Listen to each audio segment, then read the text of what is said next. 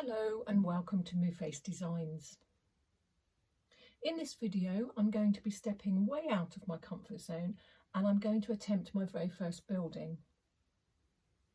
This is for a gift and it is a collage of their very beautiful home.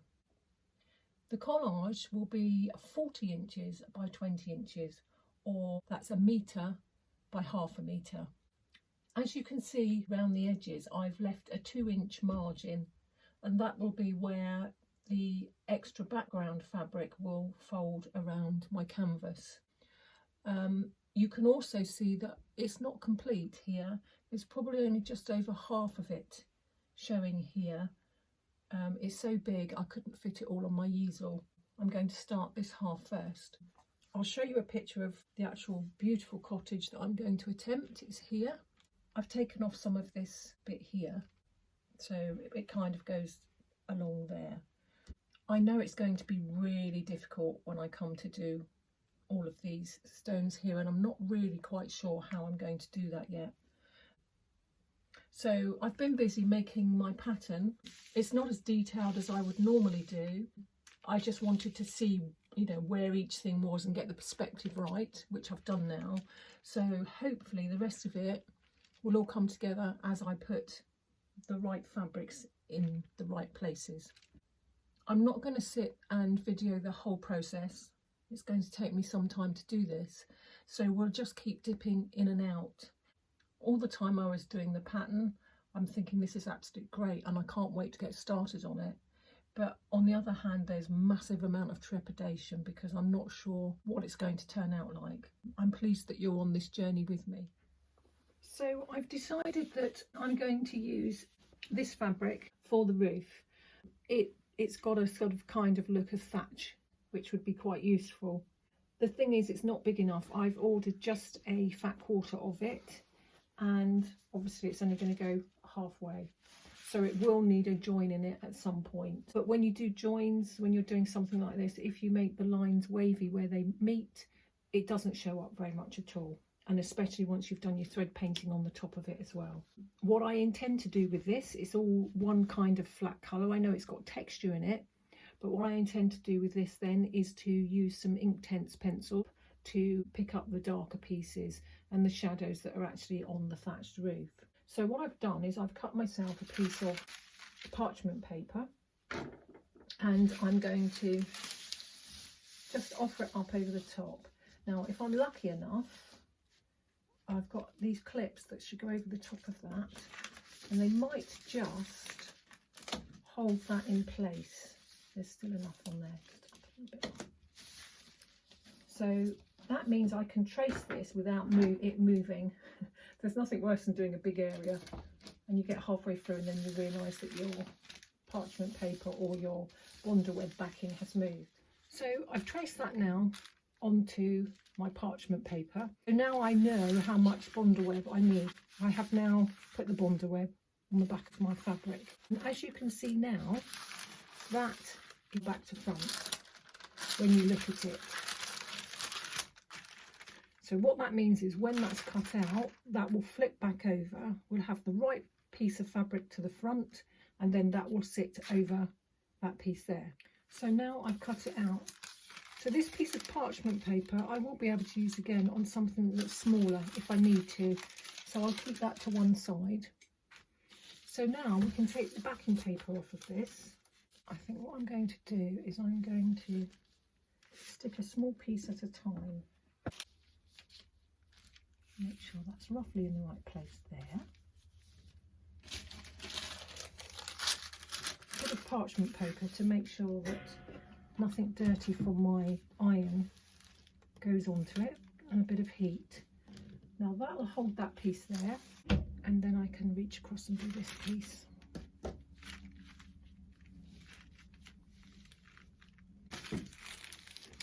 Now some people use sky type fabric as their background fabric, and they would cut the whole piece and then they would place their smaller pieces on top of that, so that all that would be left of that backing would be the sky up here. I actually like using the parchment paper method because For me, I think it gives a little bit of a safety blanket, so that if something goes wrong, I know I can peel that off. If I was to attach that to my backing fabric and something went wrong, it would be so much more difficult to get that off and away from it.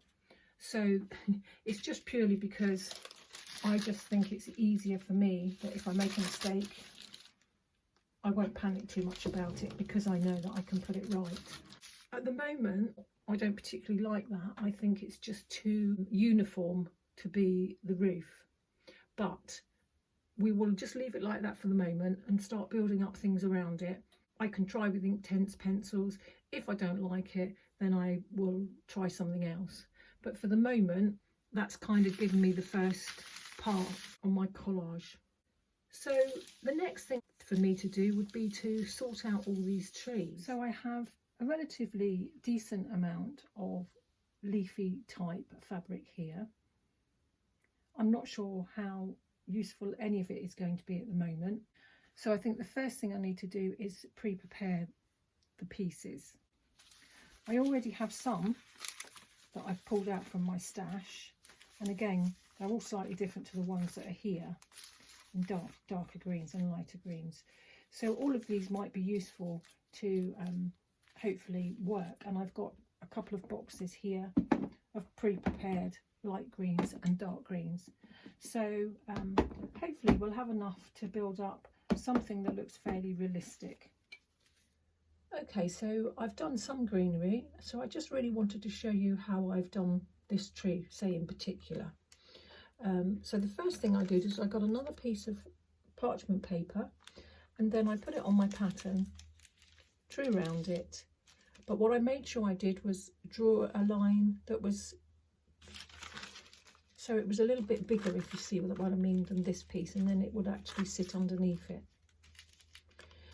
So once I'd done that, I then cut out some shapes from round the edges, all in different random pieces of fabric, but actually cut the shape and stuck them on, and then finished off randomly with all different pieces of green in that piece. I was careful to look at roughly where the lights and the darks come within the photograph, and then you can literally just peel it off and then put it on your collage. I've slid it underneath there, but as you can see, I didn't stick this all the way down onto it, because if I'm not happy with it, I can simply remove it. So for now, it's going to stay where it is, and once the picture starts building up, we'll then be able to see if there's anything that I need to change as we go along. Now there is another way to do the collaging of this one, still using this piece of parchment paper, but what you would do is you would just collage over the whole thing, random, straight over all those lines, so kind of this sort of size. And then what you would do is you would turn it over and cut it out, and then you would have exactly the right shape to go there. And that works okay, but one word of caution, if you're going to do that, before you start collaging on that, turn it over and draw around the shape on this side. Otherwise, once you've got collage on that and you turn it over, you might not be able to see the lines to cut it out. So you can do it either way. Then what I did is I moved on to a different bush, and I had a look at the photograph, and these pieces here were slightly darker. What I wanted to do as well was to make sure that it didn't look like one mishmash of just greens everywhere. So hopefully, once it's all starting to build up, you can see definite places where one bush or tree finishes and the other one starts. This bit here, I've taken a little bit of artistic license. It's not quite that colour, but I wanted to make sure, as I said, that each bush and tree stood out in their own right. Obviously, I can make that change as well when I come to thread paint, and I can use some Inktense pencils on it. And that's not to say that that is going to stay like that. It might well be that I'll change that as I go along. But for now, I'm happy with that bit there. Okay, so now I'm going to crack on and do some more, and I'll come back to you in a bit. So here's an update of how I'm getting along. So as you can see, I've finished most of the border now, and what I've done is I've put in different shades of green to denote the different bushes and plants. And when you get up really close, you can see that my blooms are just little chips of fabric. So I'm happy with that now, and all the rest of this then becomes part of the wisteria that goes along the front of the house. So I'll attempt that a little bit later. So the next thing I'm going to do now is concentrate on the window frames, the windows, and possibly everything else on the house that isn't part of all the little stone pieces on it. I've done all the windows, as I said I was going to do. I set about doing the wisteria that goes along the front of the cottage. This piece here is done with this fabric, but I wanted it to be more random and looks like the leaves were closer than just putting that on it. So what I did was I again took another piece of parchment paper, and then I drew around the piece that I needed. I marked on there that that bit was darker and that bit was darker, which is this bit and this bit here. And then I just literally sat and cut this fabric up into little pieces and just stuck it all on. So that's quite effective. The bit underneath is supposed to be darker shadow, and I didn't have any type of fabric that was like this. So I've just randomly put darker pieces on there. I'm not so sure I like that. And then I had a brainwave. So what I did was get this fabric, get my Inktense pencils, mix it up with a bit of fabric medium, and then I made a darker green, and I've just painted it on the top. Now this is still wet at the moment. I'm not sure if it's going to work yet, but you can see that there's a massive difference between that one and that one. If it works, then I will do the same treatment as I've done here, down here, and I will actually think that will look much better. Fingers crossed. It's kind of getting a little bit more difficult to get everything in screen for you. It is a mighty long collage. So as you can see, I've done all the wisteria now. I think the painting of this fabric has actually worked, and it's kind of knocked it down by a couple of shades mixed together with some other darker fabrics. I think it just gives it a little bit more light. It will come to life a little bit more when I do some more thread painting on it. I've got variegated green threads which I might possibly use. So I think the next thing for me to do is to get the rest of the roof in, and then I think I might concentrate on the bushes on this side down here so that I can get a perspective of how the cottage is going to look, and then I can start filling in a bit of the foreground. I think I'm going to leave the wall and its tiny little pieces of stone till last. I'm still a little bit dubious about that. So I'll get a little bit more done and then come back to you again. So I have to keep moving the camera further and further away from the collage so you can see it all. As you can see, I did the rest of the thatch here. Now you can't see where the fabric joins. That is because I cut a wavy line across it. So there we go now, there's the roof. We're starting to see the actual size and the shape of the cottage now. So the next thing I did was I did the bushes and stuff over at this side. Now I did those in exactly the same way as I did this. I already had the rough outlines of the bushes. I said this bit down here is darker, then this bit, the next bush here was mostly light. And as you can see, that's where I've drawn a little pencil line down my collage as well. So that is where essentially the edge of my canvas is. But what I have done is just gone over it by a little bit so that when it actually wraps around there, if my measurements weren't quite right, I didn't want to have a completely different colour down there. So it just gives you a continuation, and you don't have to be particular about how you do that. It's just so that when it wraps around the canvas, you've got the same colour. The next thing I tackle is the sky. So I bought myself, I've got quite a few different panels, so there's all bits cut out of this already. I bought myself a panel, but I just thought, oh, the sky will be useful for that. I can use the sand, and not necessarily as sand, it can be used as something else. And I've got long pieces of grass here. So when I looked at it, I thought that could be useful for anything really. So That's why I bought that. Same as before, except I haven't used parchment paper this time. I've got just some ordinary tracing paper because I thought I don't actually want to waste my parchment paper, but I'm quite happy to waste my tracing paper because I don't use it anymore. So what I did was I took my piece of tracing paper and I traced where the sky is going to sit. And obviously I made sure that I had a little bit of an overlap so it will sit underneath all that properly. I allowed myself a little bit extra over the top of this line here again, so that when it folds around at the top you can still see a little bit of sky. And I've done the same at this edge as well. The only thing I haven't done at this edge, let me come over here. The only thing I haven't done at this edge is extend that. So I've got to add some bits and pieces into the edge of that before I take everything off of here. So now I'm going to insert that under there, and then I'm going to do exactly the same for the other side. So I did cut the other piece of sky fabric, but I made a little rookie error because the panel that I said I was using was only a certain width. What I forgot was, because it was a panel, this part up here was the top part of the panel, and because the sky was fairly deep, I was able to use the bit underneath that to be this piece here. So yeah, essentially that's a good idea.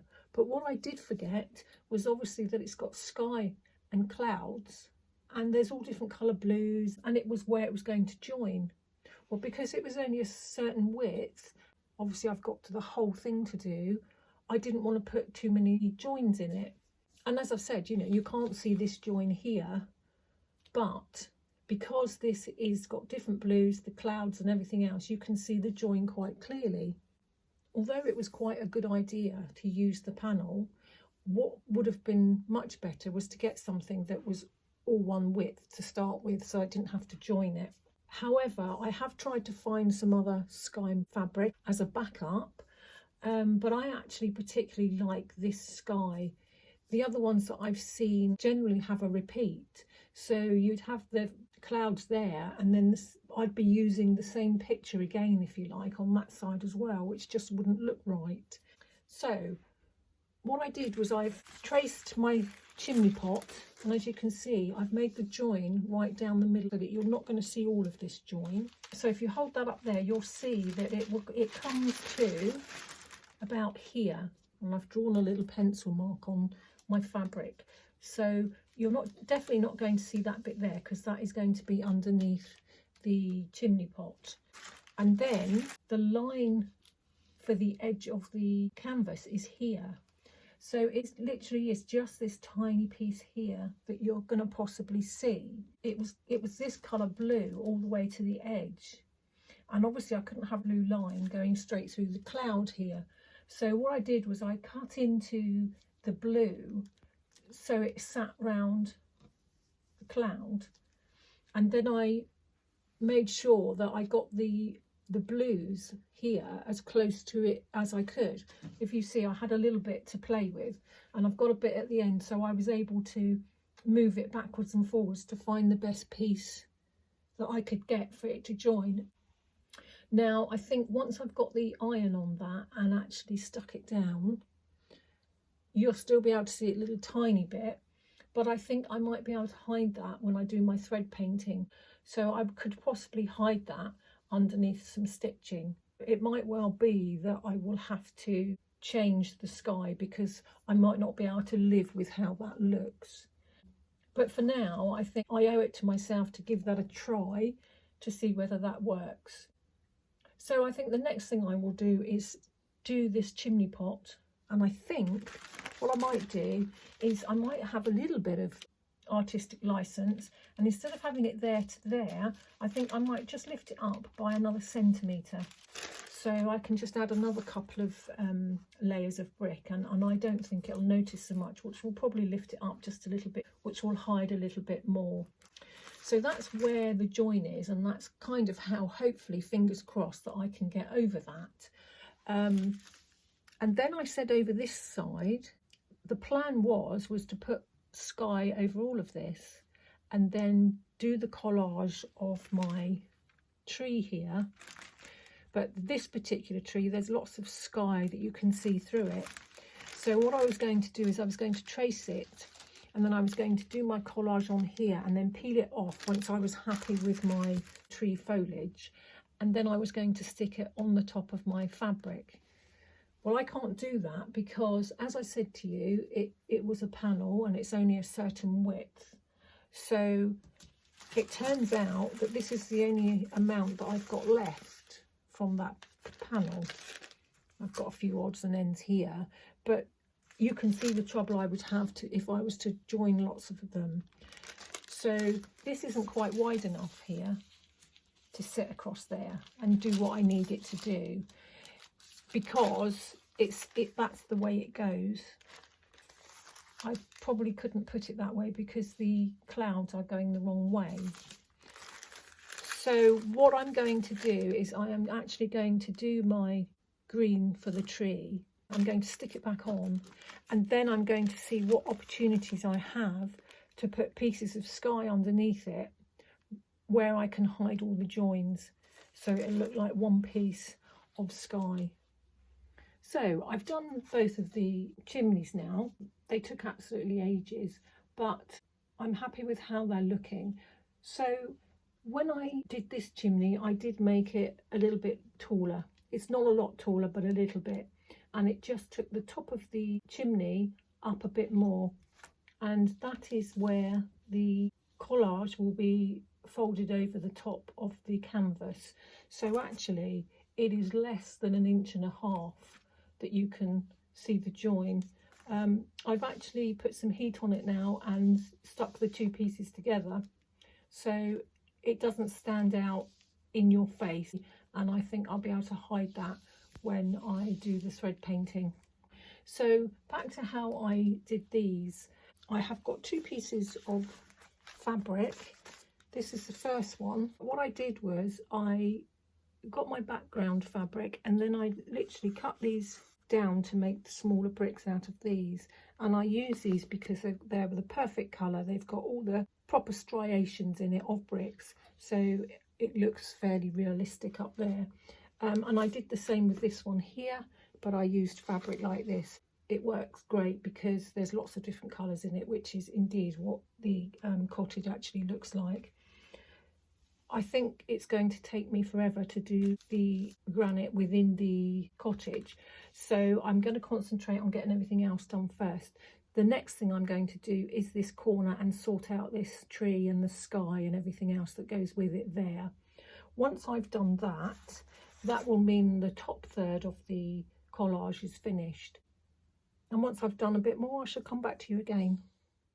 Okay, so now I've done this corner. What I did first of all was I did use my parchment paper and I did just make the shape, and then I put the branches on first, and there were only a few.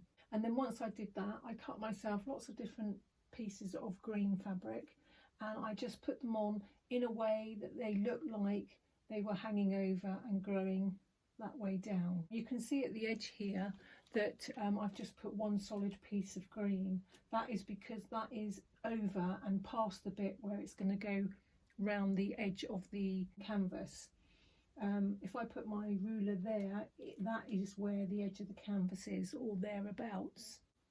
So once I'd done that and I'd collaged it onto the parchment paper, I very carefully eased that off, and it was a little bit difficult to get it off, I must say, because each leaf is only joined to the other one by a very small amount.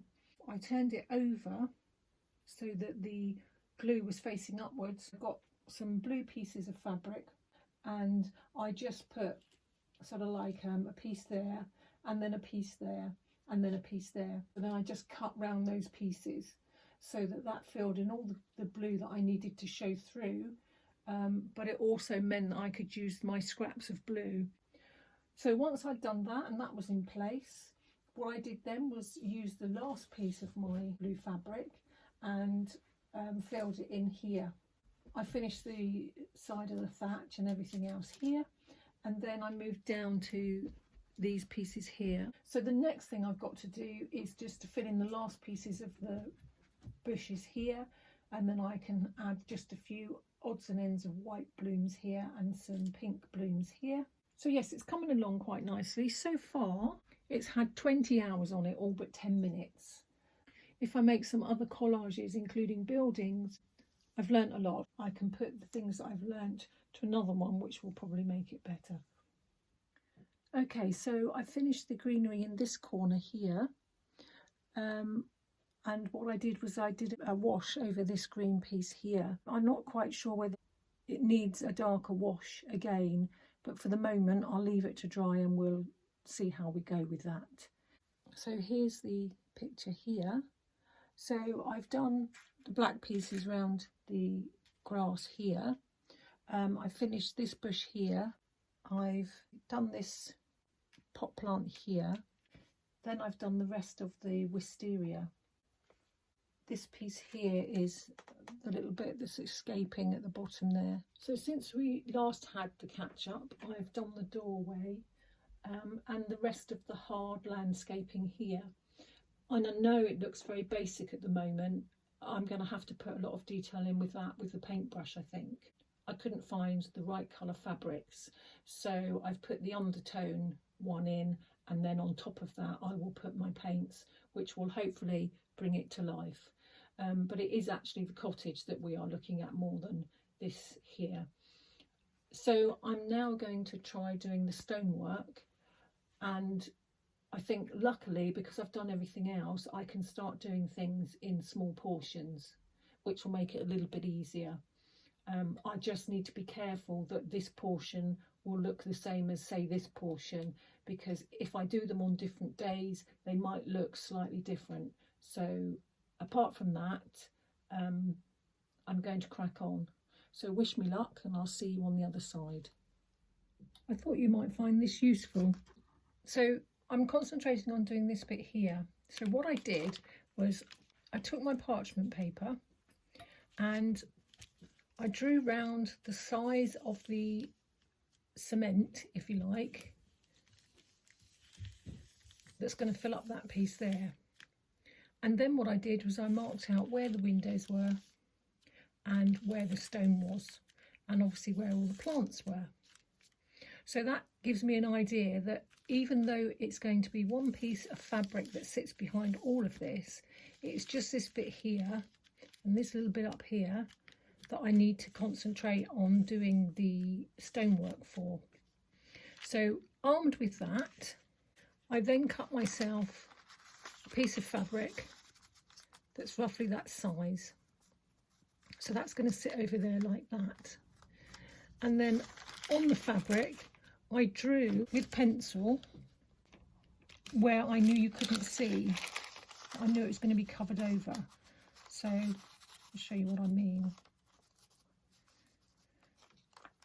Something like that, but those lines there actually sit inside here. So when I was drawing it, I lifted it up a little bit and drew the lines under there, so that it's a little bit smaller than that. But that just means if I go up to those lines, it'll slide under there properly. So once I've done that, I then cut my pieces of these fabrics. This was the stone one that I showed you earlier.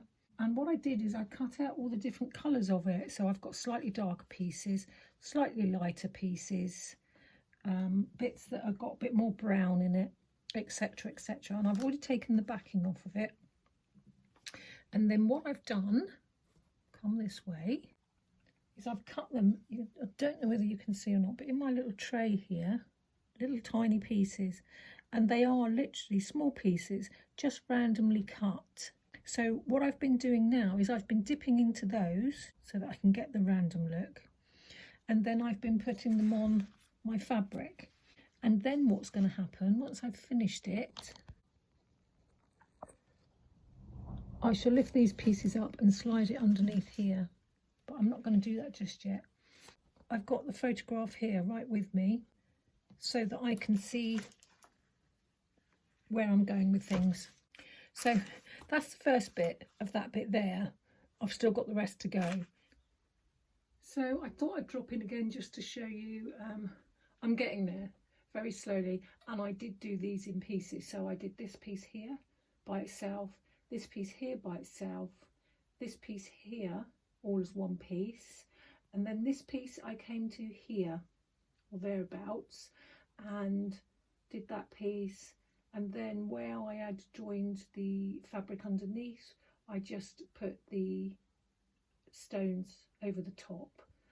And you can see a difference from when I collaged on one day and then changed to another. So for instance, this bit here, you can see a little bit more of the cement in between, if you like.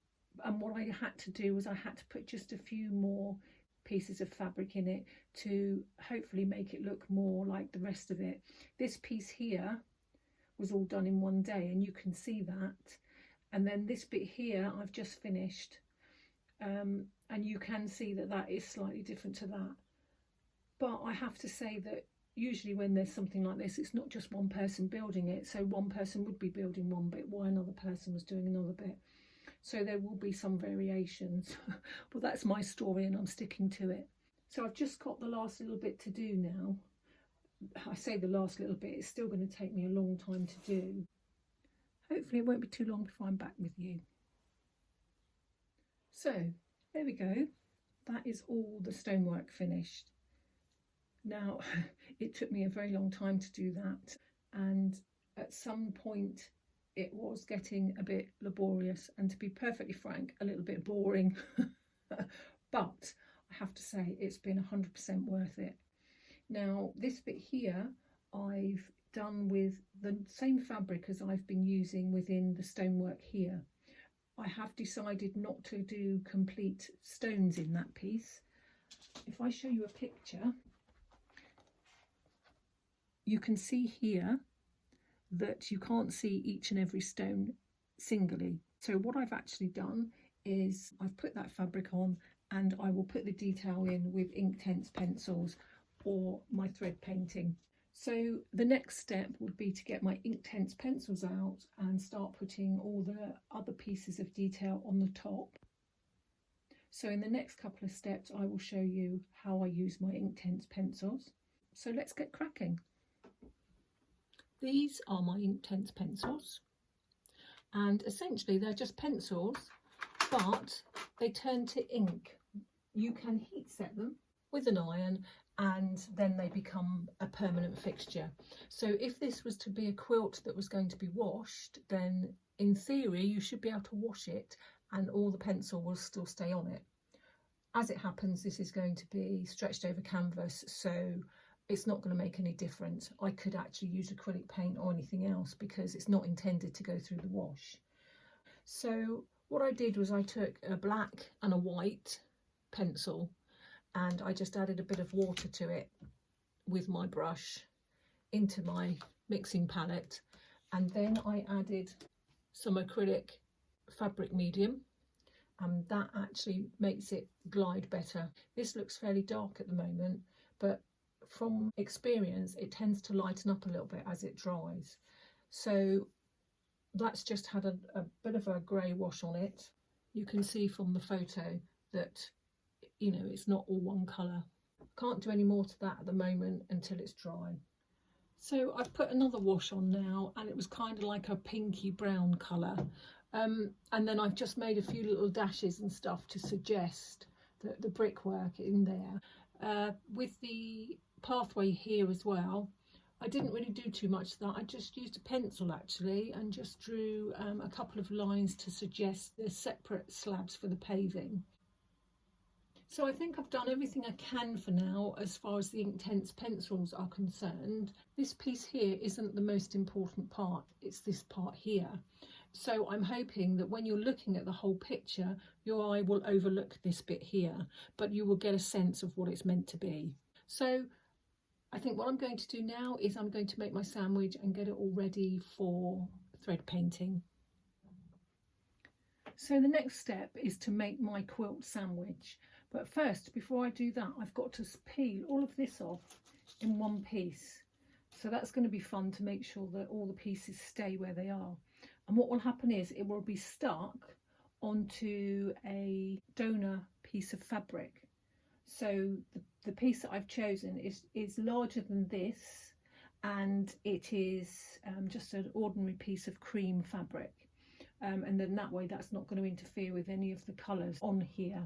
But then once I've done that and it's ironed properly to the donor fabric, I need to give it a good steam to make sure that everything is stuck down.